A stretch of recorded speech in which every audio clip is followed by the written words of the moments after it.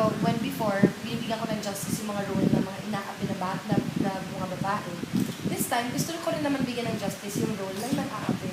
Kasi sa totoong buhay, meron din naman talaga tayong mga negative traits and bad sides na kailangan natin i-face at tanggapin in order for us to overcome it, diba? So, ang pinapakita naman natin sa shows natin dito sa GMA, na hindi naman mabuti na maging masama, but it's just pinapakita natin sa mga tao na this is what we shouldn't become.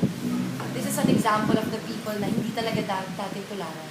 Na parang kumbaga, we have to deal with our own demons and our own issues para hindi tayo maging katulad ni Vicky. Diba? Kasi siya yung extreme na siya yung pinaka, wow, relax, ano nangyari sa'yo, ba't ka ganyan? So, it's an example of what we shouldn't become. So, yun lang, that's what I use as motivation na gusto ko ipakita sa mga tao na, gusto maging katulad ko, hindi, diba? So, we should also be reminded that this is all just acting. This is all just for show, it's purely entertainment. And ito nga yung mga dapat hindi natin gawin sa totoong buhay. So, yun.